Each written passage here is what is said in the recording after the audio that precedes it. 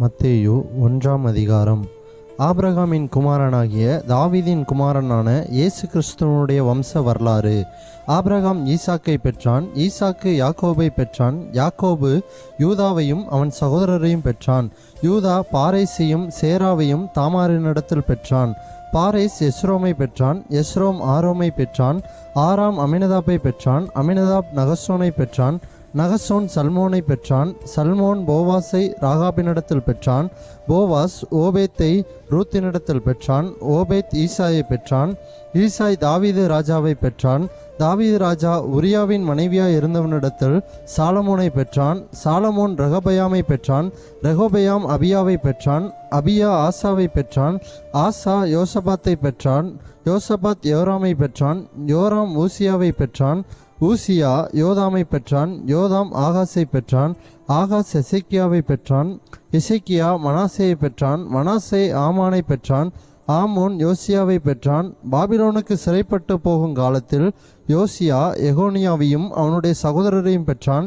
பாபிலோனுக்கு சிறைப்பட்டு போன பின்பு எகோனியா சலாத்தியலை பெற்றான், சலாத்தியல் செரபாபேலை பெற்றான், செரபாபேல் அபியூத்தை பெற்றான், அபியூத் எலியாக்கிமை பெற்றான், எலியாக்கிம் ஆசோரை பெற்றான், ஆசோர் சாதாக்கை பெற்றான், சாதோக்கு ஆகிமை பெற்றான், ஆகிம் எலியூத்தை பெற்றான், எலியூத் எலையாசரை பெற்றான், எலையாசர் மாத்தானை பெற்றான், மாத்தான் யாக்கோபை பெற்றான், யாக்கோபு மரியாளுடைய புருஷனாகிய யோசேப்பை பெற்றான்.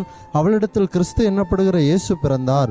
இவ்விதமாய் உண்டான தலைமுறைகள் எல்லாம் ஆபிரகாம் முதல் தாவீது வரைக்கும் 14 தலைமுறைகளும், தாவீது முதல் பாபிலோனுக்கு சிறைப்பட்டு போன காலம் வரைக்கும் 14 தலைமுறைகளும், பாபிலோனுக்கு சிறைப்பட்டு போன காலம் முதல் கிறிஸ்து வரைக்கும் 14 தலைமுறைகளுமாம்.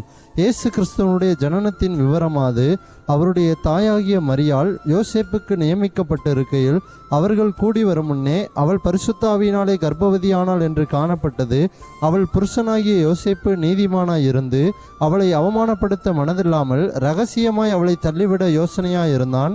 அவன் இப்படி சிந்தித்து கொண்டிருக்கையில் கர்த்தருடைய தூதன் சொப்பனத்தில் அவனுக்கு காணப்பட்டு, தாவீதின் குமாரனாகிய யோசேப்பே, உன் மனைவியாகிய மரியாளை சேர்த்து கொள்ள ஐயப்படாதே.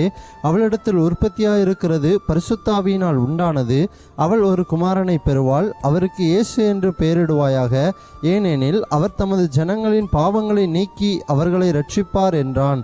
தீர்க்கதரிசியின் மூலமாய் கர்த்தராலே உரைக்கப்பட்டது நிறைவேறும்படி இதெல்லாம் நடந்தது. அவன், இதோ ஒரு கன்னிகை கர்ப்பவதியாகி ஒரு குமாரனை பெறுவாள், அவருக்கு இம்மானுவேல் என்று பெயரிடுவார்கள் என்று சொன்னான். இம்மானுவேல் என்பதற்கு தேவன் நம்மோடு இருக்கிறார் என்று அர்த்தமாம். யோசேப்பு நித்திரை தெளிந்து எழுந்து கர்த்தருடைய தூதன் தனக்கு கட்டளையிட்டபடியே தன் மனைவியை சேர்த்து கொண்டு அவள் தன் முதற்பேரான குமாரனை பெருமளவும் அவளை அறியாதிருந்து அவருக்கு இயேசு என்று பெயரிட்டான்.